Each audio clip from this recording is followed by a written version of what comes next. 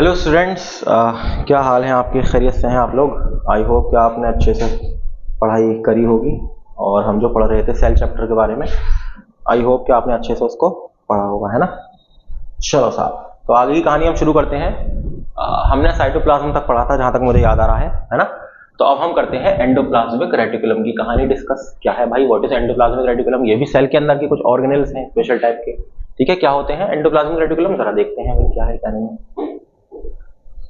Endoplasmic reticulum, ठीक है, this little network with in the cytosol. Cytosol क्या था? साइटोप्लाज्म के अंदर से सारे के सारे ऑर्गेनेल्स निकाल दो तो क्या बचा? साइटोसोल बचा। तो साइटोसोल के अंदर जो ऑर्गेनेल है दैट इज एंडोप्लाज्मिक रेटिकुलम, ये नेटवर्क लाइक है, is present in all eukaryotic cells. ये सारे के सारे यूकैरियोटिक सेल में प्रेजेंट होता है एक्सेप्ट ओवा and mature red blood corpses. देखो अब ये बात आपको याद रखनी है कि जो ओवम होता है, जो फीमेल एग होता है, उसके अंदर एंडोप्लाज्मिक रेटिकुलम नहीं होता। ठीक है, अच्छे से लिख लो, इस बात को याद कर लो। और जो मैच्योर रेड ब्लड सेल्स होते हैं उनके अंदर भी एंडोप्लाज्मिक रेटिकुलम नहीं होता प्रेजेंट। ठीक है, तो ये आपको बात बहुत अच्छे से पता होनी चाहिए। सही है, चलो। Under the electron microscope it appears like network of membranes tubule, यानी कि मेम्ब्रेन्स लाइक स्ट्रक्चर। देखो ये क्या है, देखो मेम्ब्रेन की ट्यूब्यूल से ऐसा लग रहा है कि मेम्ब्रेन को ट्यूब्स लाइक स्ट्रक्चर बना दिया है। तो दिस इज क्या है? This is endoplasmic reticulum. ये जो आपको रेड और येलो नजर आ रहा है, दिस इज एंडोप्लाज्मिक रेटिकुलम। अभी बताऊंगा ये क्या है क्या नहीं। ठीक है, tubules and sac called cisternae. ठीक है, देखो सिस्टर्नी इसके अंदर प्रेजेंट होते हैं। सिस्टर्नी क्या है? What is cisternae? देखो अभी आपको नजर आएंगे। सिस्टर्नी आपकी ये सिस्टर्नी, जो देखो ये इस तरह का जो स्ट्रक्चर है ना, ये जो मुड़ा हुआ जो स्ट्रक्चर है, देखो इसका मुड़ा हुआ है ना ट्यूब लाइक, और ये मुड़ी हुई ट्यूब्स हैं, तो this is called cisternae. SCISTERNAE। तो इस स्ट्रक्चर को हम कहते हैं सिस्टर्नी स्ट्रक्चर। ठीक है, चलो, सिस्टर्नी है ना। It forms more than 50% of total membrane of eukaryotic cell. तो ये जो है तकरीबन 50% से ज्यादा मेम्ब्रेन जो है उसको बनाता है। यानी कि मेम्ब्रेन बनाने का प्रोसेस जो है वो कौन करवाता है? मेम्ब्रेन बनने में कौन हेल्प करता है? Endoplasmic reticulum. ठीक है, 50% से ज्यादा जो है वो ये हेल्प करता है। This divide in the cytoplasm two parts, है ना। One within the lumen of endoplasm ER called luminal cytoplasm and non luminal cytoplasm that lies outside the ER। देखो अब एंडोप्लाज्मिक रेटिकुलम के अंदर, क्योंकि ये ट्यूब लाइक है ना, मेम्ब्रेनस ट्यूब लाइक है, तो इसके अंदर साइटोप्लाज्म होता है। ठीक है, साइटोप्लाज्म भरा हुआ है। अब साइटोप्लाज्म जो भरा हुआ है, तो जो अगर अंदर भरा हुआ है तो हम उसे क्या कहेंगे? लेमिनल साइटोप्लाज्म, या फिर यूं कहिए कि हाँ लेमिनल साइटोप्लाज्म। और अगर बाहर है इसके तो नॉन लेमिनल साइटोप्लाज्म। यानी कि देखो अगर अंदर की साइड है साइटोप्लाज्म भरा हुआ है, अंदर की तरफ है तो लेमिनर, अगर इसके बाहर है, देखो यहाँ बाहर वाला जो साइटोप्लाज्म नॉन लेमिनर साइटोप्लाज्म। ठीक है, चलो। Membrane of endoplasmic reticulum is continuous with nuclear envelope at one end and extend till cell membrane. देखो जो इसकी जो मेम्ब्रेन होती है इसकी, देखो दिस इज न्यूक्लियस। ये क्या आपको नजर आ रहा है? न्यूक्लियस। ये न्यूक्लियर मेम्ब्रेन है। तो न्यूक्लियर मेम्ब्रेन ही आपकी किस में तब्दील हो गई है? किसकी मेम्ब्रेन में जाके मिल गई है? जो आपका क्या है, जो एंडोप्लाज्मिक रेटिकुलम है ना, तो उसकी मेम्ब्रेन में देखो न्यूक्लियर मेम्ब्रेन ही तो मिली हुई है। जो इसकी आउटर मेम्ब्रेन है न्यूक्लियस की दो मेम्ब्रेन होती है, एक इनर मेम्ब्रेन और एक आउटर मेम्ब्रेन। तो जो आउटर मेम्ब्रेन है वही उसी का, तो ये वो है, वही तो एक्सटेंड होकर उसने तो इसकी मेम्ब्रेन बना दी है एंडोप्लाज्मिक रेटिकुलम की। और ये पूरा पोर्शन क्या है? एंडोप्लाज्मिक रेटिकुलम का। ठीक है, जो न्यूक्लियस से बिल्कुल क्या है, लगा हुआ है, चिपका हुआ है। क्यों? क्योंकि न्यूक्लियस की जो आउटर मेम्ब्रेन है, वही आउटर मेम्ब्रेन जो है वो एक्स्ट्रा डेवलप होकर उसने क्या कर दिया है, किसका फॉर्मेशन कर दिया है? एंडोप्लाज्मिक रेटिकुलम की मेम्ब्रेन का। और उसमें फिर एंडोप्लाज्मिक रेटिकुलम प्रेजेंट है। ये देखिए आप जरा, दिस इज न्यूक्लियस, है ना, ये इनर वाली मेम्ब्रेन। और ये जो आउटर मेम्ब्रेन, देखो आउटर मेम्ब्रेन निकली हुई है, देखो आउटर मेम्ब्रेन निकली हुई है, ये देखो यहाँ से जुड़ी हुई है, यहाँ से जुड़ गया पूरा। देखो ये आउटर मेम्ब्रेन ही तो है जो किसे क्या बना रहा है, ये वाला जो पोर्शन है क्या है? ये दिस इज एंडोप्लाज्मिक रेटिकुलम। ठीक है, तो आउटर मेम्ब्रेन जो है उसने ही तो बनाया है एंडोप्लाज्मिक रेटिकुलम। ठीक है, कह सकते हैं हम। Is it does act as intracellular supporting framework and helps maintaining position of various cell organelles in the cytoplasm. तो ये क्या कहते हैं, जो न्यूक्लियस की जो मेम्ब्रेन आउटर वाली जो इसने इसकी मेम्ब्रेन जो है बना रखी है पूरी, तो ये क्यों है? बेसिकली ताकि ये आराम से एक ही जगह पे फिक्स रहे, ऐसा ना हो कि घूमता रहे। ठीक है, the outer surface of endoplasmic reticulum membrane may और may not be studded with ribosomes. अब देखो जो आउटर सरफेस होती है इसकी, जो इसकी सरफेस है आपकी, देखो ये सरफेस है इसकी, ये सरफेस जो है आउटर सरफेस, यहाँ पे देखो ये क्या चिपका हुआ, ये देखो आपको डॉट डॉट डॉट डॉट नजर आ रहे हैं। ये जो डॉट्स हैं ये पता है क्या है? These are ribosomes. क्या है ये डॉट्स? राइबोसोम। राइबोसोम भी एक सेल ऑर्गेनेल है जो कि क्या करता है?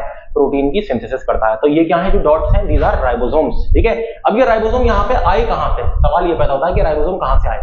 तो ribosome made up by nucleolus, nucleolus, ठीक है, न्यूक्लियोलस, न्यूक्लियोलस जो कि न्यूक्लियस के अंदर का जो ये डेंस पार्ट दिख रहा है आपको, न्यूक्लियस के अंदर का part, this is called nucleolus, ठीक है। अब ये जो न्यूक्लियोलस है इसका काम है कि ये राइबोसोम्स का फॉर्मेशन करता है, यही राइबोसोम्स को बनाता है। तो यहाँ पे राइबोसोम जब बनते हैं न्यूक्लियस के अंदर, तो न्यूक्लियस से जब बाहर आएंगे न्यूक्लियर पोर के थ्रू, तब ये कहां आकर चिपक जाएंगे, आपके एंडोप्लाज्मिक रेटिकुलम पर आकर चिपक जाएंगे आपके उसकी सरफेस पर, ठीक है। अब इसी बेसिस पर कि राइबोसोम इसकी सरफेस पे प्रेजेंट है या नहीं है, जो एंडोप्लाज्मिक रेटिकुलम है वो दो तरह के हो गए, ठीक है। वो किस किस तरह के हो गए, दो तरह के हो गए, ठीक है। Accordingly it is called rough और स्मूथ एंडोप्लाज्मिक रेटिकुलम। अगर रफ है यानी कि जो उसकी सरफेस कैसी है, खुरखुरी सरफेस है, यानी कि न्यूक्लियस से जो बिल्कुल करीब में है जो एंडोप्लाज्मिक रेटिकुलम का part, that part is called rough endoplasmic reticulum because of the presence of ribosomes on the surface, ठीक है। अच्छा, जो दूर वाला पार्ट है इसका, हल्का सा जो दूर है, देखो ये वाला दूर है ना, तो कहीं यहां पे आपको कोई राइबोसोम नजर आ रहा है इसके सरफेस पर, नहीं है। तो ये जो पार्ट है this is called smooth endoplasmic reticulum. ये क्या है, स्मूथ है ना, जो दूर है थोड़ा न्यूक्लियस से, क्योंकि सारे राइबोसोम यहीं चिपक गए। और देखो रफ एंडोप्लाज्मिक क्यों है ये, because of the presence of ribosomes, ठीक है। राइबोसोम कहां से आए, हमारा जो न्यूक्लियोलस है आपका न्यूक्लियस के अंदर, तो वहां से राइबोसोम बने और यहाँ पे न्यूक्लियर पोर के थ्रू बाहर आ गए और सब इससे यहाँ पे अटैच हो गए। और यहाँ पे क्या हो रहा है काम, क्या काम कर रही है, प्रोटीन की सिंथेसिस कर रहे हैं, ठीक है, प्रोटीन्स को बना रहे हैं, सही है। तो यही तो कहानी थी हमारी। देखो smooth and rough ER differ in their function, और जब ये स्मूथ एंडोप्लाज्मिक रेटिकुलम और क्या कहते हैं रफ एंडोप्लाज्मिक रेटिकुलम है, तो इनका काम भी थोड़ा सा अलग अलग है, ठीक है। दिस इज देखो स्मूथ है सारे के सारे, स्मूथ ही क्या है, रफ एंडोप्लाज्मिक रेटिकुलम है, ये क्या है, सिस्टर्नी, जो मुड़ा हुआ पोर्शन है सिस्टर्नी, ठीक है। राइबोसोम्स लगे हुए हैं, सिस्टर्नल स्पेस यानी कि जो जगह है इनके बीच में सिस्टर्नल स्पेस कहलाती है, रफ एंडोप्लाज्मिक रेटिकुलम, सही है। चलिए जरा देखिए स्मूथ ईआर, अब इनके काम जरा देख लो थोड़े से। Smooth endoplasmic reticulum is involved in various processes in different cells, अलग अलग सेल में अलग अलग काम है। देखो ये रहा आपका न्यूक्लियस, अंदर वाली मेम्ब्रेन, इसके पास क्या है, न्यूक्लियोलस, ये भी मैं यहाँ पे बना देता हूँ, ये भी जरूरी था बनाना, न्यूक्लियोलस, ठीक है। जो क्या फॉर्म करेगा, राइबोसोम्स, ठीक है। क्या निकालेगा, राइबोसोम्स निकालेगा, ठीक है। यही राइबोसोम बाहर आके कहां चिपक जाएंगे, आपके यहाँ पे चिपक जाएंगे, ठीक है। चलो, depending on cell type it helps in synthesis of lipid, यानी कि steroid secreting cells of cortical region of adrenal gland, testis and ovaries. देखो अब यहाँ पे क्या है बात, क्या सेल तो अलग अलग होते हैं, अलग अलग जगह होते हैं, अलग अलग तरह के सेल्स होते हैं। तो अलग अलग तरह के सेल में जो स्मूथ एंडोप्लाज्मिक रेटिकुलम है अगर प्रेजेंट है, तो वो फंक्शन जो है वो अलग अलग उसके हो रहे हैं, ठीक है। जैसे यहाँ पे क्या है, depending on cell type it helps in, cell के किस तरह का सेल है उस बेसिस पर ये क्या करता है, ये सिंथेसिस करता है किसकी, लिपिड की, ठीक है, किसकी, लिपिड्स की, जो कि फैट मॉलिक्यूल्स होते हैं, फैटी लाइक मॉलिक्यूल होते हैं, ठीक है। जैसे कि फॉर एग्जांपल स्टेरॉइड अगर बनाएगा, steroid secreting cells of cortical region of adrenal gland, जो एड्रिनल ग्लैंड होती है ना, जहां से क्या निकलता है, जहां से एड्रेनालिन हार्मोन निकलता है, एड्रिनल ग्लैंड है ना, और टेस्टिस है, ओवरीज है फीमेल की, तो वहां से क्या है, कॉर्टिकल सीक्रेटिंग सेल्स, वहां पे ये जो है क्या करता है, सिंथेसिस करता है किसकी, लिपिड की, ठीक है। अच्छा, detoxification of drugs and poison, ये लीवर सेल के अंदर ये स्मूथ एंडोप्लाज्मिक रेटिकुलम क्या करेगा, ये करेगा डिटॉक्सिफिकेशन, यानी कि आपने अगर कोई दवाई खा ली तो दवाई के देखो साइड इफेक्ट्स भी होते हैं, तो वो साइड इफेक्ट उसके ना हो तो उसकी पूरी कोशिश क्या करेगा, ये करेगा। जैसे आपने अगर जहर खा लिया, पॉइजन खा लिया, तो आपकी बॉडी पहले उससे लड़ेगी, उसे न्यूट्रलाइज करने की कोशिश करेगी, तो उसमें कहां पे होगा, कौन काम करेगा, जो लीवर के सेल्स हैं इसमें वो काम करेंगे। अब लीवर के सेल के अंदर कौन है ऐसा जो हेल्प करेगा, तो वो करेगा स्मूथ एंडोप्लाज्मिक रेटिकुलम। ये जो ड्रग्स आप लेते हैं, है ना, दवा वगैरह खाते हैं आप, बहुत ज्यादा ओवरडोज अगर आपने खा ली या पॉइजन अगर आपकी बॉडी में चला गया, तो उससे लड़ने के लिए कौन, लीवर जो है हमारा, वो उससे लड़ेगा, उस दवा के असर को खत्म करेगा। कैसे खत्म करेगा, उससे लीवर सेल के अंदर क्या है ऐसा, लीवर सेल के अंदर जो स्मूथ एंडोप्लाज्मिक रेटिकुलम है ये बेसिकली उससे लड़ेगा, ठीक है। चलो बस ये बात याद रखना। And storage of calcium ion muscle cell. अच्छा, और SER जो होते हैं, स्मूथ एंडोप्लाज्मिक रेटिकुलम, अगर ये मसल के सेल के अंदर प्रेजेंट है तो ये क्या करेगा, ये कैल्शियम आयन का स्टोरेज जो है वो करेगा, यानी कि कैल्शियम के जो आयन्स होते हैं उनको स्टोर करके रखेगा, ठीक है। तो इस बारे में हमें पता होना चाहिए। देखो इसका स्ट्रक्चर बहुत अच्छे से कर लो। दिस इज न्यूक्लियस, न्यूक्लियस के बाहर की जो मेम्ब्रेन है उससे क्या निकला हुआ है, पूरा अटैच्ड है क्या, एंडोप्लाज्मिक रेटिकुलम, और ये बाहर एंडोप्लाज्मिक रेटिकुलम है, और इसके पास क्या है, ये राइबोसोम्स है। अब ये क्या है, थोड़ा रफ स्ट्रक्चर हो गया, इसीलिए हम इसे कहते हैं रफ एंडोप्लाज्मिक रेटिकुलम, RER, है ना। अब जहां पे राइबोसोम नहीं पहुंच पाए, यानी कि ये क्या है, दिस इज स्मूथ, ठीक है, ये क्या है, स्मूथ, तो इसीलिए हम इसे कहते हैं smooth endoplasmic reticulum. Smooth endoplasmic reticulum का क्या काम है, ये लिपिड का फॉर्मेशन करता है बेसिकली, है ना, और बाकी अलग अलग सेल्स में अलग अलग काम करता है, ठीक है।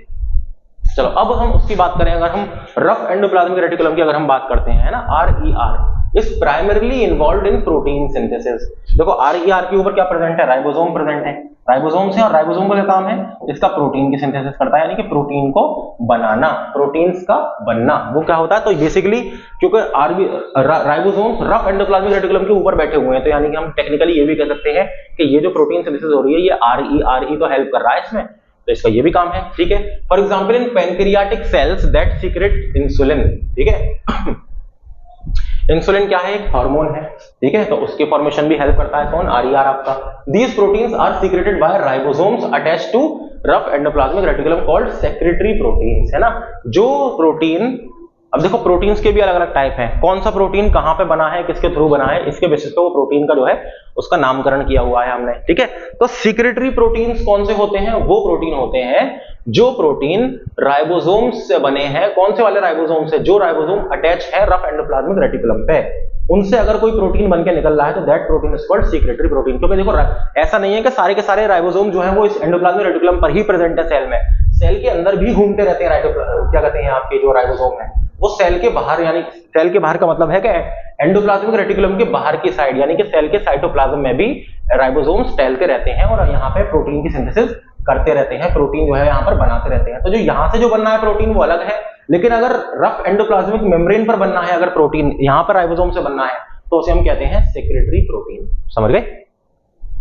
These proteins get wrapped in membrane that buds off from transitional region to endoplasmic reticulum, ठीक है। क्या है, ये क्या है, ये कैसे प्रोटीन है, रैप्ड होते हैं, रैप मतलब कि पैक होते हैं, पैक होते हैं प्रोटीन, ठीक है। कहां पर, एक छोटी सी मेम्ब्रेन, ये प्रोटीन बना और मेम्ब्रेनस स्ट्रक्चर में क्या हो गया, पैक हो गया, यानी कि उसकी पैकिंग हो गई, ठीक है।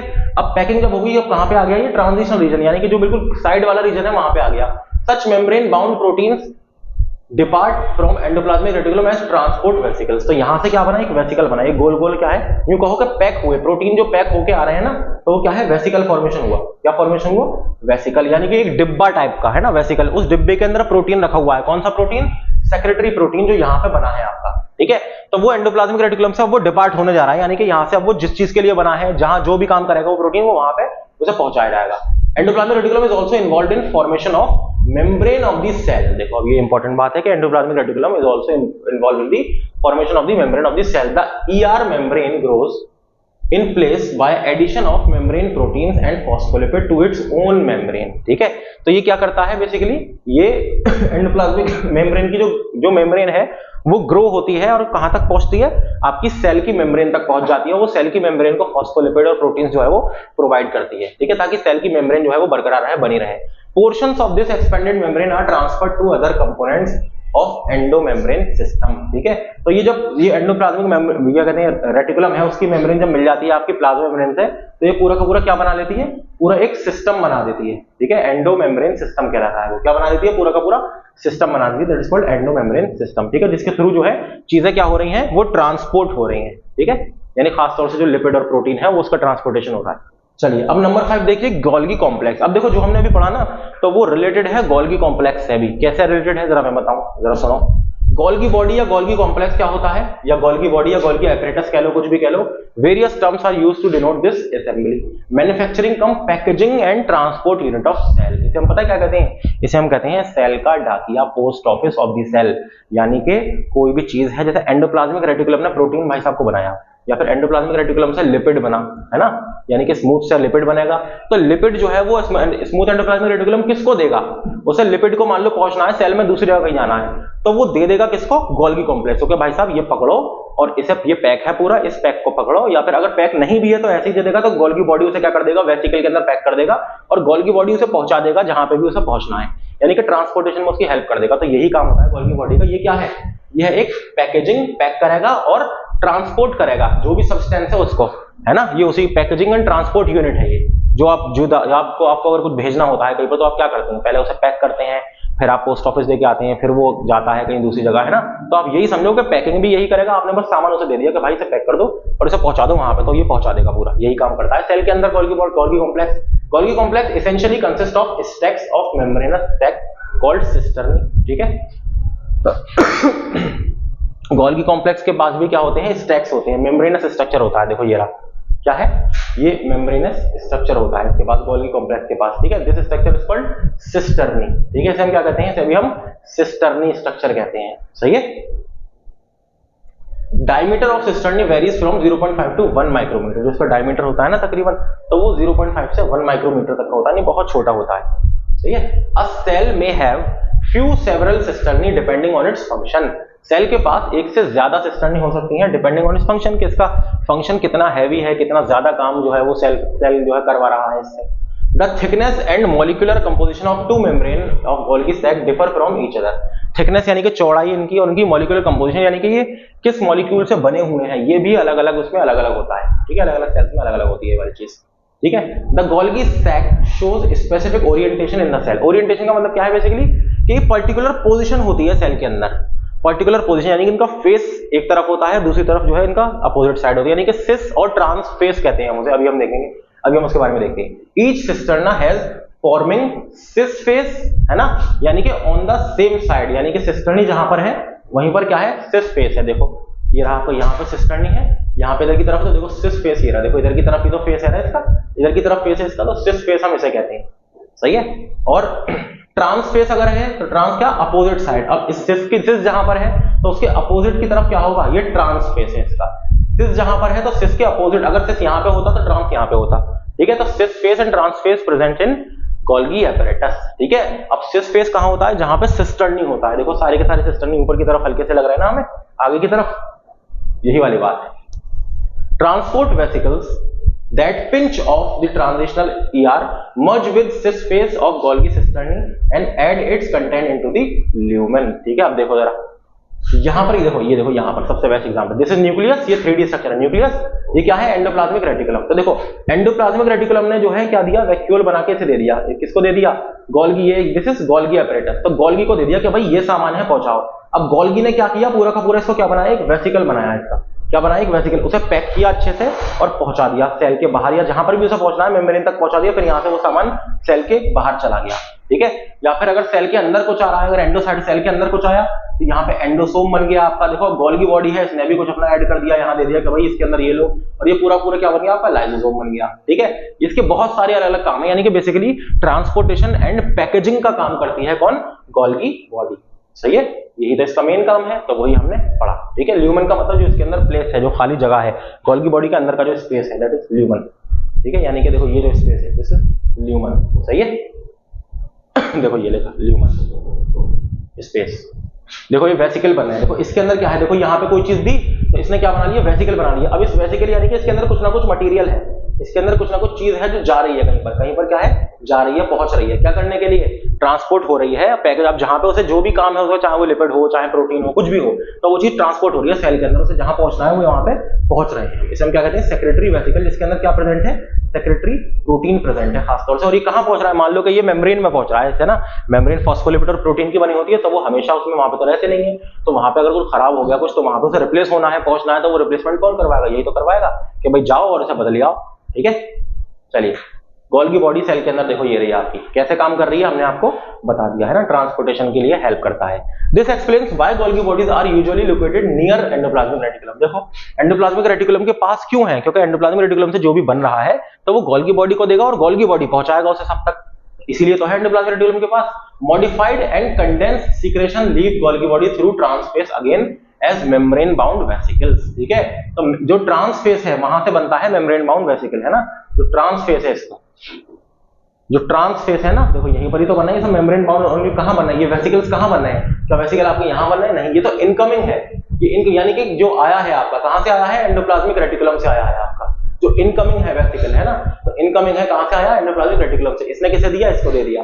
अब ये जो है अब ले जाएगा दूर, यानी कि जहां भी पहुंचाना है ये ले जाएगा सेक्रेटरी वेसिकल बनाकर, ठीक है। और ये कहां प्रेजेंट है, ट्रांसफेस पर, ट्रांसफेस पे, सिस फेस पे क्या है, वो इनकमिंग होती है, इनकमिंग सिस फेस पे, और आउटगोइंग जो होती है वो कहां से होती है, ट्रांसफेस से होती है इसकी, सही है। अगेन एज मेम्ब्रेन, देखो Golgi body carries out two types of function, दो तरह के फंक्शन मेनली करती है Golgi body, modification of secretions of ER and production of its own secretion. देखो या तो अपना खुद का सीक्रेशन करती है, यानी कि खुद जो इसके पास चीजें हैं उसको सीक्रेट कर रही है, या फिर जो इसने चीज किसी और से ली है, जैसे एंडोप्लाज्मिक रेटिकुलम ने इसे कुछ दे दिया, लिपिड है या प्रोटीन दे दिया, फिर ये उसको मॉडिफाई करके पैक करके फिर उसे सीक्रेट कर रही है, उसे पहुंचा रही है जगह पर। तो दोनों तरह से काम होता है। सिस्टर्नी जो इसका जो मुड़ा हुआ जो पार्ट है ना, जैसे सिस्टर्नी है ना, contain specific enzyme for specific function. जो सिस्टर्नी है उसके पास कुछ अपने स्पेशल अलग एंजाइम्स होते हैं अलग अलग फंक्शन के लिए, ठीक है। एंजाइम्स मतलब एक पर्टिकुलर केमिकल्स होते हैं, ठीक है। Refining of product takes place in an orderly manner, है ना, ऑर्डरली मैनर, बिल्कुल एक मैनर में, एक ऑर्डर में लगे होते हैं, ठीक है, यानी कि जब जैसे काम करना है वो तभी करेगा। For example glycolipids and glycoproteins that are brought from ER lose certain sugars and regain other, ठीक है। देखो ग्लाइकोलिपिड है, ग्लाइकोप्रोटीन है, ये कहां से आ रहा है, ये एंडोप्लाज्मिक रेटिकुलम से आया। तो जब ये आपका गोल्गी बॉडी के अंदर आया तो इसने अपनी जो शुगर है यानी ग्लाइको वाला जो पार्ट है, कार्बोहाइड्रेट जो वाला पार्ट है, उसे लूज कर दिया, ठीक है। अब लूज कर दिया तब क्या किया गोल्गी बॉडी ने इसमें फिर मॉडिफिकेशन करना शुरू किया, ठीक है, अपनी चीजें इसके अंदर ऐड करना शुरू करी। Variety of product, Golgi body also manufacture their own products, Golgi body अपना खुद का प्रोडक्ट भी बनाती है। Golgi body in many plant cell produce non cellulose polysaccharides like pectin. अब देखो ये आ गई बात, पैक्टिन जो हमने पढ़ा था, पैक्टिन सेल वॉल याद करो, उसमें पैक्टिन याद करो, पढ़ा था हमने कि नहीं पढ़ा था, सॉल्युबलाइजेशन ऑफ पैक्टिन हो जाता है तो आपका जो फ्रूट है वो कैसा हो जाता है, पिलपिला हो जाता है। तो वो पैक्टिन को बनने में कौन हेल्प कर रहा है भाई, गोल्गी बॉडी ही तो करवा रहा है। नॉन सेलुलोज पॉलीसैकेराइड जो बनना है, पैक्टिन की बनने में हेल्प कौन कर रहा है, कौन बना रहा है इसे, गोल्गी बॉडी, ठीक है, प्लांट सेल के अंदर। मैन्युफैक्चर, अच्छा गोल्गी बॉडी को प्लांट सेल में पता है क्या कहते हैं हम, डिक्टियोसोम कहते हैं। अगर मैं एक बात बताऊं आपको तो गोल्गी अपरेटस को इन प्लांट सेल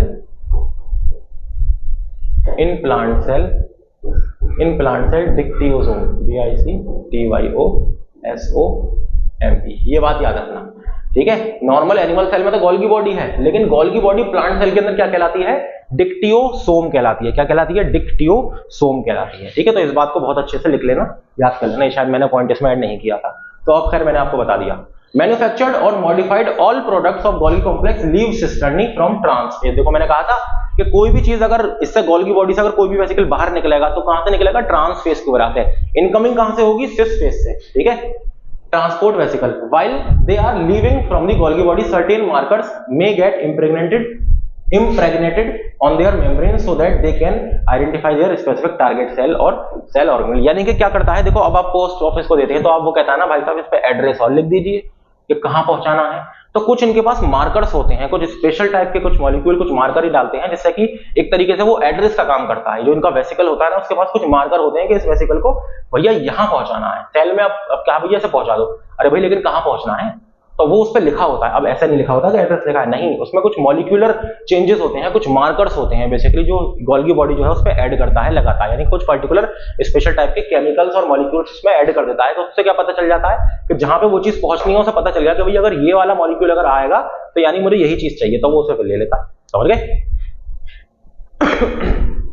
देखो ये आपका Golgi apparatus, sorry, this cisternae in Golgi body are not physically connected to each other as that are endoplasmic reticulum। देखो एंडोप्लाज्मिक रेटिकुलम की जो सिस्टर्नी थी उसमें भी तो मुड़ा हुआ रीजन था ना, तो वो क्या था, वो तो एक दूसरे से कनेक्टेड था बहुत ज्यादा। देखो अगर हम यहाँ देखें तो देखो ये कनेक्टेड है, देखो ये कनेक्ट है ना, यहाँ पे देखो ये कनेक्ट है, यहाँ से देखो ये कनेक्ट है, देखो ये कनेक्शन है, ये कनेक्शन है, तो ये सब क्या है, सिस्टर्नी जुड़ी हुई है। लेकिन इसके अंदर क्या है, इसके अंदर क्या एक दूसरे से आपको जुड़ी हुई नजर आ रही है, नहीं। देखो ये अलग है अपना पूरा, ये अलग है अपना पूरा, ये अलग है अपना पूरा, ये सब क्या है, सिस्टर्नी है। देखो ये सब क्या है, देखो ये अलग है पूरा का पूरा, तो ये सब जुड़े हुए नहीं है एक दूसरे से। यानी कि अगर जैसे अगर यहाँ से ऐसे जुड़ रहे होते हैं ना तब हम जुड़े हुए कहते हैं, क्या है, जुड़े हुए नहीं है, अलग अलग है। According to recent study it is proposed that cisternae of Golgi body themselves mature moving from cis to trans face. देखो अब ये क्योंकि अलग अलग हैं तो एक नई स्टडी से पता चला है हमें कि जो ये है ये अपने आप ग्रो करते हैं, है ना, इनके पास खुद की कैपेबिलिटी है ग्रो करने की, ठीक है। और खुद ये अगर ये चाहे तो ये इधर की तरफ अगर आ जाएगा तो ट्रांसफेज बन जाएगा, और ये इधर आ जाएगा तो सिसफेज बन जाएगा, यानी अपनी मर्जी से ये आगे पीछे होते रहते हैं, ठीक है, जो जरूरत के हिसाब से, ठीक है। It is called cisternal maturation model, है ना। अब ये वाली जो बात है, जो स्टडी जिसने बताया कि भाई इसमें हम जो ये अपने आप जो मैच्योर होते हैं तो अपने आप ग्रो करते हैं, अपने आप मैच्योर होते हैं, अपनी मर्जी से होते हैं, ठीक है, मूवमेंट अपनी मर्जी से करते हैं, तो हम इसे क्या कहते हैं, इसे हम कहते हैं सिस्टर्नल मैच्योरेशन मॉडल, ठीक है। It is also said that some vesicles recycle their enzymes that have been carried forward by moving cisternae back to less mature region. ठीक है, तो इसमें क्या है बात कि जो एंजाइम्स है, जैसे मान लो कुछ वेसिकल्स हैं, उनका रिसाइक्लाइजेशन होना है, यानी कि रिसाइकिल होने, अब वो अपना काम कर आए हैं ना, काम कर लिया उन्होंने, या फिर कुछ काम करने लायक नहीं हो रही, तो वो रिसाइकिल हो रहे हैं, सही हो रहे हैं दोबारा से। ठीक है, रिसाइकिल हो रहे हैं, उनके एंजाइम्स रिसाइकिल हो रहे हैं। ठीक है, और कैसे रिसाइकिल हो रहे हैं? सिस्टर्नी के थ्रू। सिस्टर्नी दोबारा से क्या हो गई? लेस मैच्योर हो गई, यानी कि उसने क्या करा, अपने जो फंक्शन उसको लूज कर दिया, फिर उसका एक तरीके से ख्याल रख रहे हैं वो वेसिकल का। ठीक है, तो इसलिए यूं कहोगे एक तरीके से बेसिकली ये क्या कहते हैं, अपना ख्याल जो है वो खुद से रख सकते हैं, अपनी ग्रोथ खुद से कर सकते हैं। कौन? ये जो सिस्टर्नी वाला पार्ट है। ठीक है, सिर्फ ये वाली बात समझ लो, इतने ज्यादा कंफ्यूज मत हो। ठीक है, वेसिकल्स रिसाइक्लाइजेशन का काम जो है इसमें होता रहता है। अब देखो ये क्या है, इसके पार्ट है। देखो एंडोप्लाज्मिक रेटिकुलम आपकी ये रही, अब यहाँ से जो भी इसे माल पानी देगा, ये क्या है? सिस है। माल पानी मतलब प्रोटीन, फॉस्फेट वगैरह जो भी है। ठीक है, ये क्या है? सिस फॉर्म है, सिस वाला फेस है। ये जो इनकमिंग वेसिकल है, इसके अंदर क्या है? कोई सिक्रेटरी प्रोटीन हो सकता है, कुछ भी हो सकता है ना, तो वो इसके अंदर जब आएगा तो देखो इसने मॉडिफाइड कर दिया। कोटेड वेसिकल है ना, यानी कि इसने क्या है? एड्रेस लगा दिया इस पे कि भाई अगर ऐसे कांटे कांटे टाइप का वेसिकल आए तो इसे वहां पे दे दो, है ना। इन्हें वेसिकल एड्रेस लगा दिया। ये क्या है? Secretary vesicle. ये सीक्रेट हो रही है, ये जा रही है जगह पर, जहां भी इन्हें पहुंचना है जा रही है। ये कौन सा फेस है? ट्रांस फेस, जहां से आउटगोइंग हो रही है। ठीक है, कुछ ट्यूब्यूल्स भी इसके अंदर प्रेजेंट होते हैं। ठीक है, नॉर्मली फॉर्म वेसिकल, ये वेसिकल फॉर्मेशन हो रहा है। देखो यहाँ पर ये जो बीच वाला पार्ट है, दिस इज मीडियल पार्ट। ये क्या है? ये वाला जो अंदर वाला पोर्शन है, this is lumen containing matrix. ठीक है, इनकमिंग ट्रांसपोर्ट वेसिकल, जो वाया वेसिकल वो यहाँ पे इनकमिंग हो रहा है। ठीक है, आ रहा है। देखो ये वाला सेल का पार्ट है, न्यूक्लियस, एंडोप्लाज्मिक रेटिकुलम और फिर आपका गोल्गी बॉडी। ठीक है, तीनों एक दूसरे से मिले होते हैं, तो हम इसे एंडोमेम्ब्रेन सिस्टम कह रहे थे। एंडोमेम्ब्रेन सिस्टम में हमने पढ़ा था ना, देखो सब मिलजुल के काम कर रहे हैं, तो देखो मिलजुल के तो काम पानी चल रहा है इनका। सही है, गोल्गी एपरेटस, या फिर हम इसे अगर हम प्लांट की बात करेंगे तो प्लांट में हम कहते हैं इसे डिक्टियोसोम। ओके, अब जरा लाइसोसोम क्या है पढ़ो एक बार, मैं थोड़ा सा पानी पी लूं, फिर उसके बाद आपको इसकी कहानी बताऊंगा लाइसोसोम की।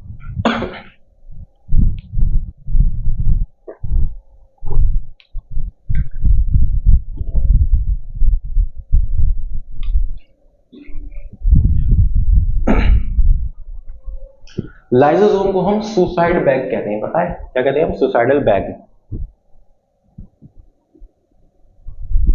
लाइसोसोम को क्या कहते हैं हम? Suicidal bag of the plant. अब हम इसे क्यों कहते हैं भाई सुसाइडल बैग? देखो जरा, lysosomes can be considered as dismantling and ये क्या लिखा है? Restructuring, not restoring, restructuring units of cells. ठीक है, इसका मतलब क्या हुआ? ये जो बड़ी टिपिकल सी इंग्लिश में ऐसा मतलब क्या है? लाइसोसोम जो है वो कोई भी चीज अगर सेल में खराब हो गई है तो उसे खत्म कर देगा, फिनिश कर देगा, है ना, तो उसमें हेल्प करेगा। सिंपल सी बात है ना, क्या करेगा? उसे डिस्ट्रक्ट कर देगा, डिसमेंटल कर देगा और डिस्ट्रक्चर कर देगा, है ना। डिसमेंटल कर, हम कहते हैं ना कोई चीज हमने तोड़ दी, खोल दी, तो उसे हम कहते हैं डिसमेंटल कर देना। ठीक है, या डिसस्ट्रक्चर्ड कर देना, उसका जो स्ट्रक्चर है उसे खत्म कर देना। These are membrane bound vesicles containing hydrolytic enzymes। देखो अब ये बात याद रखो, अब इसमें अभी ये भी गोल्गी बॉडी से भी जुड़ा हुआ है। ये कैसे जुड़ा हुआ है मैं बताऊंगा आपको। ठीक है, these are membrane bound vesicles। ये क्या है? ये भी वेसिकल्स हैं, जो यहाँ पे वेसिकल बन रहे थे, देखो ये भी वेसिकल्स हैं, ये भी तो मेम्ब्रेन बाउंड वेसिकल है। वेसिकल है तो ये भी वेसिकल है। एक वेसिकल जो है उसी वही अपने आप में एक पूरा सेल ऑर्गेनेल बन गया है। इसके अंदर क्या है? वेसिकल के अंदर क्या प्रेजेंट है? इसके अंदर वेसिकल के अंदर क्या प्रेजेंट है? यहाँ पे हाइड्रोलिटिक एंजाइम प्रेजेंट है। क्या प्रेजेंट है? Hydrolytic enzymes. ठीक है, अब ये एंजाइम क्या करेंगे? The enzyme in lysosomes are used by most eukaryotic cells to digest या फिर हाइड्रोलाइज या फिर तोड़ना, है ना, तोड़ना, डिसमेंटल करना मैक्रो मॉलिक्यूल्स। कोई भी अगर मॉलिक्यूल है, मैक्रो मॉलिक्यूल, कोई बड़ा मॉलिक्यूल है, अगर तोड़ना है ना तो ये हाइड्रोलिटिक एंजाइम जो है उसका हाइड्रोलिसिस करेंगे, उसे तोड़ेंगे, छोटा करेंगे। The lysosomal enzyme show optimal activity in acidic pH. ठीक है, अब ये बात याद रखो कि लाइसोसोमल के जो एंजाइम है, जो इसके अंदर जो केमिकल है, ये एंजाइम हाइड्रोलिटिक एंजाइम, ये काम कब करेंगे? ये एसिडिक मीडियम में ज्यादा काम करेंगे, यानी कि जो पीएच होगा, पीएच जानते हैं ना, पीएच मीटर होता है आपका, 1 से 14 तक आपकी रेटिंग होती है उसमें, तो 7 है न्यूट्रल और 7 से अगर कम रेटिंग है, यानी 7 से अगर कम है तो क्या है? वो पीएच है। जितना इतना कम चला जाएगा, अगर 1 हो जाएगा तो वो हाईली पीएच हो जाएगा। ठीक है, यानी कि सॉरी हाईली एसिडिक हो जाएगा। ठीक है, 7 से नीचे एसिडिक, 7 से ऊपर 14 तक बेसिक। ठीक है, तो एसिडिक पीएच चाहिए होता है, यानी कि बिलो 7 चाहिए होता है pH. Lysosomes arise from Golgi associated endoplasmic reticulum. देखो लाइसोसोम अराइज फ्रॉम, लाइसोसोम कहां से आया? गोल्गी में से आया। गोल्गी में कुछ ऐसा था जो कि एंडोप्लाज्मिक रेटिकुलम ने उसे दिया था। देखो अब देखो क्या है मामला यहाँ पर, जो एंजाइम्स, जो हाइड्रोलिटिक एंजाइम बनना है, पता है कहां बनते हैं? ये एंडोप्लाज्मिक रेटिकुलम में बनते हैं। एंडोप्लाज्मिक रेटिकुलम में जो हाइड्रोलिटिक एंजाइम बने आपके, जो भी लाइसोसोम के अंदर प्रेजेंट होता है, जो बना, उसे किसको दिया? इसने गोल्गी बॉडी को दिया, भैया ये रहा आपका सामान, रॉ मटेरियल दे दिया। अब गोल्गी बॉडी ने उसे पैक किया, तो गोल्गी बॉडी ने जब पैक करके निकाला उसे बाहर, तो वो जो निकला, वो वेसिकल जो निकला, that vesicle is called lysosome. ठीक है, उसे ही हम कहते हैं लाइसोसोम। सही है। So the list of lysosomal enzymes includes all type of hydrolases, amylase. देखो ऐसा नहीं है कि कोई एक ही एंजाइम, बहुत सारे एंजाइम होते हैं, हाइड्रोलेज होते हैं, अमाइलेज होते हैं, प्रोटीएज यानी कि प्रोटीन को तोड़ने वाले, लाइपेज मतलब के लाइपेज यानी फैट को तोड़ने वाले, अलग अलग मॉलिक्यूल है, तो अलग अलग मॉलिक्यूल को तोड़ने के लिए अलग अलग तरह के एंजाइम है, वो सब प्रेजेंट कहां पर है, लाइसोसोम के अंदर। These enzymes are in inactive state and are activated only when lysosome comes in contact with another particular organelle to form a hybrid structure। ये पता है, देखो वैसे तो अगर घूम रहा है नॉर्मली सेल में लाइसोसोम तो इनएक्टिव है सारे एंजाइम इनएक्टिव है, वरना मान लो कहीं पर भी कुछ भी हो सकता है। नॉर्मल एक सेल का ऑर्गेनेल है, अगर लाइसोसोम वहां पर आ गया तो फिर वो क्या है, वो उसे खत्म कर देगा, डाइजेस्ट कर देगा। तो ऐसा क्यों नहीं होता है, लाइसोसोम होता है बट इनएक्टिव रहता है। अब एक्टिव कब होगा, जब तक वो उस ऑर्गेनेल से जाके चिपक नहीं जाएगा। जैसे ही लाइसोसोम उससे जाके अटैच हो गया, तब जाके उसे पता चलेगा कि भाई अब मैं मेरी खैर नहीं, मैं तो गया।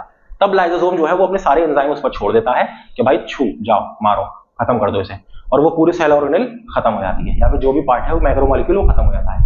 After the action of enzymes is over, जब एंजाइम का एक्शन खत्म हो जाता है, द लाइसोसोम इज रीफॉर्म्ड, फिर लाइसोसोम दोबारा से फॉर्म हो जाता है रीयूज के लिए, है ना। यानी कि जब जैसे मान लो किसी ने अपने कुत्ते छोड़ दिए कि भाई जाओ खत्म कर दो इन सबको, फिर जब उन्होंने कुत्तों ने अपना काम कर लिया, फिर वो अपने मालिक के पास वापस आ गए, यानी कि लाइसोसोम दोबारा से रीफॉर्म हो गया अपना काम करने के लिए, और फिर इनएक्टिव हो गया। इनएक्टिव कब तक रहेगा, जब तक वो उसे दूसरा अपना शिकार नहीं मिलेगा, यानी कि कोई ऐसा मैक्रोमोलेक्यूल नहीं मिलेगा सेल के अंदर जो कि उसे अब खत्म करना है। तो जैसे ही वो उससे चिपकेगा फिर वो खत्म कर देगा उसे। Lysosomes are thus found in various structural forms and carry out various functions for the cell. बहुत सारे फंक्शन है, लेकिन जो मेन फंक्शन है वो यही तो है, डाइजेस्ट करना, खत्म करना, है ना, घातक। ये देखो लाइसोसोम, ये रहा लाइसोसोम, छोटा सा स्ट्रक्चर देखो, दिस इज लाइसोसोम। इसके अंदर क्या है, एंजाइम कॉम्प्लेक्स है, एंजाइम्स भरे पड़े हैं। सिंगल वॉल मेम्ब्रेनस होता है ये लाइसोसोम, ठीक है, सिंगल वॉल होती है मेम्ब्रेन लाइसोसोम की, ठीक है। देखो लाइसोसोम, ये रहा लाइसोसोम आपके, ये रहे।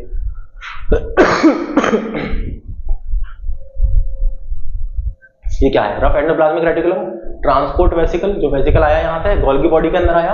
अब गोल्गी बॉडी में देखो क्या था, इसके अंदर क्या है, एंजाइम्स हैं, ठीक है। अब ये जब यहाँ पे इसने गोल्गी बॉडी को दे दिया, तो गोल्गी बॉडी ने क्या बनाया, इसी एंजाइम को मॉडिफाई कर दिया और क्या बना दिया, लाइसोसोम बना दिया, और लाइसोसोम यानी कि वेसिकल लाइक बना दिया, और इसके अंदर सारे एंजाइम जो है वो डाल दिए, ठीक है।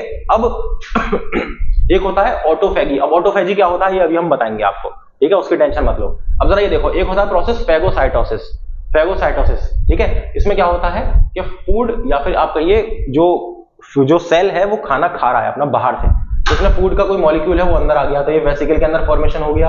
अब वेसिकल फॉर्मेशन जब हो गया, तब ये लाइसोसोम जो है इसका क्या करेगा, यहाँ पे लाइसोसोम देखो, यहाँ से लाइसोसोम आ गया, लाइसोसोम इसको क्या करेगा, डाइजेस्ट कर देगा। लाइसोसोम का काम क्या है, डाइजेस्ट करना, तोड़ना, तो फूड के मॉलिक्यूल को डाइजेस्ट ही तो कर देगा ना ये। लाइसोसोम यहाँ पे आएगा, अपने एंजाइम यहाँ पे छोड़ देगा, तो डाइजेस्ट हो जाएगा, फूड वैक्यूल बन गया। फूड वैक्यूल से जैसे ही चिपक जाएगा, तो जैसे ही खाने को डाइजेस्ट करेगा, उसमें से एनर्जी निकलेगी, उसे इस्तेमाल करेगा।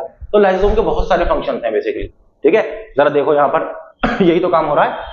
अब देखो, जब डाइजेस्ट कर देगा ना इसे, लाइसोसोम ने जब इसे चिपक से डाइजेस्ट कर दिया पूरा, तब क्या होगा, डाइजेस्टिव जो वेसिकल है ये अब ये सेल से बाहर चला जाएगा। ये वेस्ट ही तो है, सेल से बाहर चला गया, सेल के अंदर आया था। एंडोसाइटोसिस यानी कि सेल जो है वो क्या कर रहा है, फूड पार्टिकल को अंदर ले रहा है। तो सेल ने फूड पार्टिकल अगर अंदर लिया तो फूड पार्टिकल आया, फूड वैक्यूल बनाया इसने।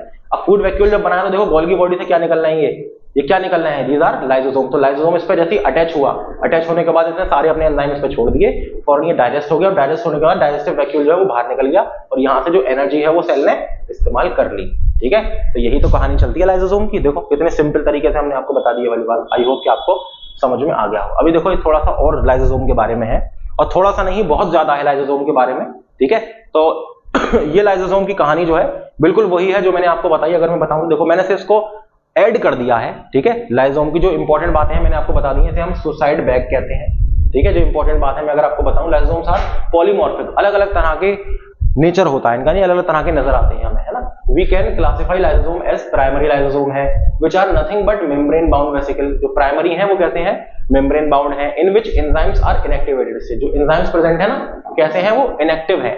सेकेंडरी लाइसोसोम जो होते हैं वो हाइब्रिड होते हैं, मिले हुए hybrid lysosome, which are formed by fusion of lysosome with endocytic vesicle containing materials to be digested. अब देखो हम इसे क्या कहते हैं, सेकेंडरी लाइसोसोम हमारा पता है क्या कहलाएगा। देखो ये लाइसोसोम है, ये अगर इससे मिल गया तो ये पूरा बन गया सेकेंडरी लाइसोसोम, है ना, क्योंकि इसे डाइजेस्ट होना है अब, और इसके अंदर मटेरियल है जो इसे डाइजेस्ट करेगा। तो यही तो कहा है यहाँ पे इन्होंने, which are formed by fusion of lysosome with endocytic vesicle containing materials to be digested. जो मटेरियल डाइजेस्ट होना है वो मटेरियल उसमें प्रेजेंट है, उससे जब चिपक जाएगा तो क्या बन जाएगा, secondary lysosome, represented as heterophagic vesicle. इसे हम क्या कहते हैं, अब ये जो डाइजेस्ट होना है, जो पूरा एक वेसिकल बन गया लाइसोसोम मिलकर, ये बन गया heterophagic vesicle. This is larger in size than primary. अब जाहिर सी बात है, लाइसोसोम जो है वो चिपक गया किसी दूसरे वेसिकल से तो बड़ा ही हो गया ना, साइज बढ़ गया उसका, ठीक है। Residual body is the vesicle containing undigested remains left over the heterophagic vesicle after the releasing of product of digestion in the cytosol, ठीक है। अब बहुत सारी चीजें हैं जो अनडाइजेस्टेड रह गई, देखो यहाँ पे अभी अनडाइजेस्टेड चीजें रह गई हैं, तो ये अनडाइजेस्टेड चीजें जो रह जाएंगी ये बाहर हो जाएंगी, कौन से प्रोसेस के थ्रू, एक्सोसाइटोसिस या के थ्रू एलिमिनेशन इनका हो जाएगा, ठीक है। Lysosomes which bring about direction of cells own organic material. अब देखो लाइसोसोम जो है वो सेल का भी डायरेक्शन कर देता है, सेल के अंदर जो भी मटेरियल प्रेजेंट है वो भी खत्म कर सकता है। Like damage cell organelle are called autophagic vesicles या फिर सुसाइडल बैग्स, ठीक है। यानी कि लाइसोसोम जो है वो एज एन ऑटोफेजिक वेसिकल, ऑटोफेजिक, ऑटो का मतलब खुद से, फेजिक का मतलब खाना, खुद से अपने ही सेल को खा गया ये, मतलब पूरे सेल को इन्हें डाइजेस्ट कर दिया, खत्म कर दिया। अब ऐसा कब करता है, मान लो सेल के अंदर कोई खतरनाक इन्फेक्शन हो गया, अब सेल सही नहीं हो सकता, तो एक सेल से वो इन्फेक्शन अब दूसरे सेल में फैलेगा, फिर उनसे और सेल में फैलेगा, तो लाइसोसोम क्या करता है कि भाई एक सेल की कुर्बानी दे दो, ताकि वरना फिर सारे सेल को नुकसान उठाना पड़ेगा। तो लाइसोसोम जिस सेल में मौजूद है जिसमें इन्फेक्शन हुआ है, तो लाइसोसोम वहीं के वहीं फट जाता है, अपने सारे एंजाइम जो है वो बाहर छोड़ देता है।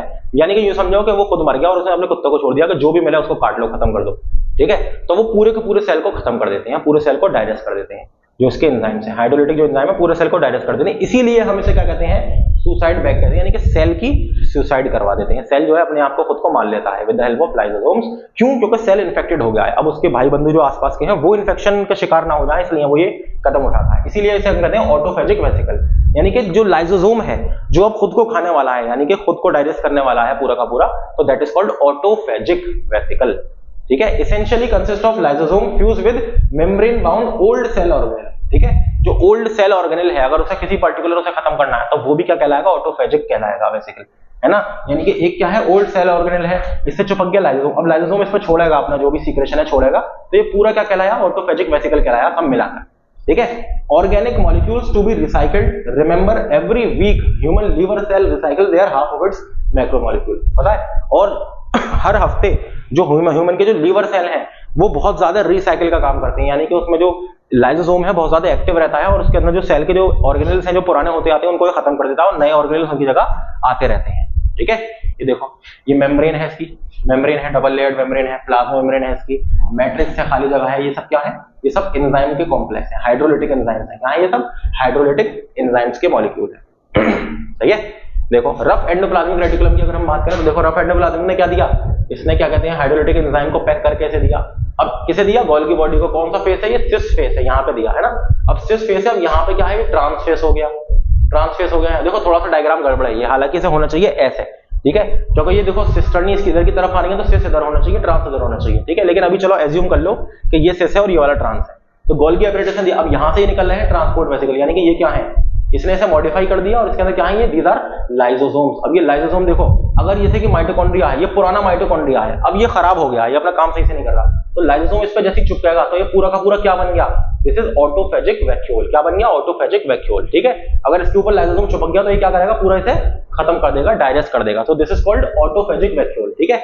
अब जो भी कुछ बचा, जो रेसिडुअल बॉडी है जो बची, वो अब सेल से बाहर हो जाएगी, ठीक है। क्या हो जाएगी, सेल से बाहर हो जाएगी, सही है। अब देखो अगर ऐसे हम अगर यहाँ करें, जैसे फेगोसाइटोसिस के थ्रू कोई भी फूड मॉलिक्यूल है सेल के अंदर आया, ठीक है, तो फेगोसोम बना, यानी कि फूड वैक्यूल बना, इसके अंदर वो है फूड मॉलिक्यूल है। अब ऐसे ही जो प्राइमरी लाइसोसोम है वो इस पे आके चिपकेगा, तो ये क्या बन गया, सेकेंडरी लाइसोसोम बन गया।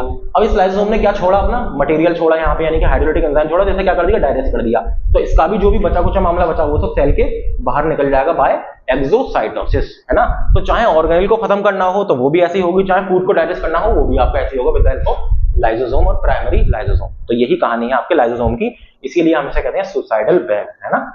ये चाहे तो पूरे के पूरे सेल को भी खत्म कर सकता है। अभी इसके बारे में लाइसोसोम की अभी और कहानी है, देखो क्या है जरा इसकी कहानी पढ़ते हैं एक बार। Lysosomes bring about intercellular and extracellular digestion, cell के अंदर भी डाइजेशन में करेगा, सेल के बाहर भी करेगा ये, ठीक है। कैसे करेगा जरा देखते हैं। The intracellular direction is brought about by autophagic vesicle, यानी कि सेल के अंदर अगर डायरेक्शन कर रहा है इंट्रासेल्युलर तो ऑटोफेजिक वेसिकल बनाएगा, यानी कि खुद को खा जाने वाली वेसिकल, यानी कि जो भी ऑर्गेनेल है उसके ऊपर चिपक जाएगा, है ना, और अपने हाइड्रोलिटिक एंजाइम जो है उस पर छोड़ देगा और वो पूरा उसे खत्म कर देंगे, डाइजेस्ट कर देंगे, ठीक है। और सेकेंडरी लाइसोसोम जो है which contain foreign material brought by in process like phagocytosis. अब देखो सेकेंडरी लाइसोसोम कब बनेगा कि जब बाहर से सेल के अंदर खाना आया है तो अब उसे डाइजेस्ट करना है, तो यानी उसके अंदर क्या है, फॉरेन पार्टिकल है ना, बाहर से अगर आया है तो वो क्या बनाएगा, सेकेंडरी लाइसोसोम बनाएगा, ठीक है। For example food vacuole in amoeba, amoeba के अंदर खाना बाहर से आता है ना, amoeba, food vacuole in amoeba, macrophages in human blood that engulf, देखो ह्यूमन ब्लड मैक्रोफेजेस कहां होते हैं, जो WBC सेल होते हैं वो मैक्रोफेजेस भी बनाते हैं, यानी कि ऐसे सेल्स मैक्रोफेजेस क्या होते हैं, वो हमारी बॉडी में अगर कोई बैक्टीरिया चला गया तो बैक्टीरिया को पकड़ पकड़ के जो है वो क्या करेगा, खा जाएगा पूरा डायरेक्ट, दैट इज क्या होता है, मैक्रोफेजेस, ठीक है। Engulf and destroy harmful microbe that enter the body, अब ये क्या होगा, ये तो इंट्रासेलुलर है, यानी कि सेल के अंदर काम कर रहे हैं। अब एक्स्ट्रा सेलुलर डायरेक्शन जो होगा is brought about by release of lysosomal enzymes outside the cell, अगर बाहर का कुछ डाइजेस्ट, सेल के अगर कुछ बाहर है ऐसा, अगर उसे अगर डाइजेस्ट करना है तो ये लाइसोसोम जो होंगे वो कोने पर आएंगे सेल के और अपने एंजाइम छोड़ देंगे सेल के बाहर, सेल की मेम्ब्रेन से क्रॉस होकर वो बाहर चले आएंगे सेल के, ठीक है। एग्जांपल एक्रोसोम, ये क्या है, एक्रोसोम जो एक स्ट्रक्चर होता है कहां पे, a cap like structure in human sperm, कहां पे, ह्यूमन का जो स्पर्म होता है ना, ह्यूमन का जो स्पर्म होता है तो यहां पे कैप लाइक स्ट्रक्चर होता है, दिस इज कॉल्ड एक्रोसोम। इसके पास क्या होते हैं, एंजाइम्स होते हैं, ये भी क्या है, एक लाइसोसोम का ही तो एक मॉडिफिकेशन है, एंजाइम होते हैं। तो जब ये एग से मिलता है, देखो ये है ओवम, क्या है ये, ओवम, फीमेल एग, और ये क्या है आपका, ये क्या है, स्पर्म आ गया, तो यहाँ पे क्या है, एक्रोसोम। तो जैसे ही इससे मिल रहा होता है तो यहाँ पे अपना एक एंजाइम छोड़ता है, क्यों छोड़ता है ये एंजाइम, ताकि इसकी जो मेम्ब्रेन है वो डाइजेस्ट हो सके और आराम से ये सेल के अंदर एंट्री ले ले, समझ गए, आराम से सेल के अंदर एंटर हो जाए स्पर्म, ठीक है। तो क्या होता है ये, like structure human sperm is modified lysosome which contain various enzyme like hyaluronidase, ठीक है, इसका नाम मुझे नहीं लिया था, क्या है ये, हाइलुरोनिडेज, हाइलुरोनिडेज, हाँ चलो इसका नाम नहीं लिया था मुझसे, खैर कोई बात नहीं, इसे पढ़ लिए, HYALURONIDASE, है ना, हाइलुरोनिडेज, या तो ये क्या है, ये एंजाइम है जो ये मॉडिफाइड जो लाइसोसोम है, यानी कि जो एक्रोसोम है, जो कि प्रेजेंट होता है कहां पर, स्पर्म की टिप पर, कैप पर, जो कि ओवम को क्या करता है, डिसमेंटल करता है उसकी किसको, लेयर को, यानी कि वो उसकी प्रोटेक्टिव लेयर है उसे खत्म करेगा और उसके अंदर एंट्री लेगा, ठीक है, किसके अंदर, सेल के अंदर, ओवम, तभी तो फर्टिलाइजेशन होगा, ठीक है। तो हाइलुरोडिनेज जो है, जो एंजाइम है आपका, वो हेल्प करता है, कहां से निकलता है आपका, एक्रोसोम से। एक्रोसोम क्या है, मॉडिफाइड एंजाइम है, एक्रोसोम कहां प्रेजेंट होता है, स्पर्म के कैप पर, ठीक है। और क्यों तोड़ता है, क्योंकि इसे ओवम की वॉल को क्या करना होता है, तोड़ना होता है, यानी कि उसकी प्रोटेक्टिव लेयर्स को, जो जोना पेलिसिडा वगैरह उनकी जो लेयर होती है उसको क्या होता है, पेनिट्रेट करना होता है, समझ गए। तो ये आपको याद रखनी है, जो 3-4 पॉइंट है मैंने अभी आपको बताया ना, हाइलुरोडिनेज के बारे में, स्पर्म की कैप के बारे में, एक्रोसोम के बारे में, ये आपको याद रखना है, ठीक है। These enzymes bring about fertilisation by dissolving protective layer of ovum, जो प्रोटेक्टिव लेयर है उसको डिसॉल्व करेगा और उसके अंदर एंट्री ले लेगा। During Metamorphosis process found in many organisms, lysosomal enzymes help in reusing the tissue of redundant organ. They also help in destruction of malignant cells like T lymphocytes, यानी कि जो कैंसरस सेल्स होते हैं ना, malignant sales होते हैं, या फिर यूं कहो कि जो भी खराब हो रहा है आपकी बॉडी के अंदर, आपके सेल के अंदर स्ट्रक्चर, उसे बिल्कुल खत्म करने में ये हेल्प करते हैं, कौन, आपके लाइसोसोमल एंजाइम्स जो हैं, ठीक है। और ये दोबारा से फिर रीयूज हो जाते हैं, ठीक है, रीयूज में भी आप कर सकते हैं, उसे ऑर्गन हेल्प करते हैं, ठीक है। चलिए खैर, हमारा मामला लाइसोसोम तक आ गया। हाँ, lysosomal enzymes do not digest their own membrane protein. अब देखो, अब सवाल ये उठेगा भाई कि आप सोचेंगे कि यार लाइसोसोम के अंदर डाइजेस्टिव एंजाइम होते हैं, इतने खतरनाक एंजाइम जो किसी को भी डाइजेस्ट कर देते हैं, तो ये खुद अपनी मेम्ब्रेन अंदर से डाइजेस्ट क्यों नहीं कर पाते? तो देखो ये नहीं करते, ठीक है। क्यों नहीं करते? देखो 3 डायमेंशनल शेप आपको यहाँ पे नजर आ रहा है। इनके पास क्या है? लिपिड बाइलेयर है। देखो लिपिड बाइलेयर है इनके पास भी। इनकी जो प्लाज्मा मेम्ब्रेन है उसके पास क्या है? लिपिड बाइलेयर है। और इसके अंदर ये भरे हुए हैं एंजाइम्स, ठीक है। क्या भरे हुए हैं? एंजाइम्स, ठीक है।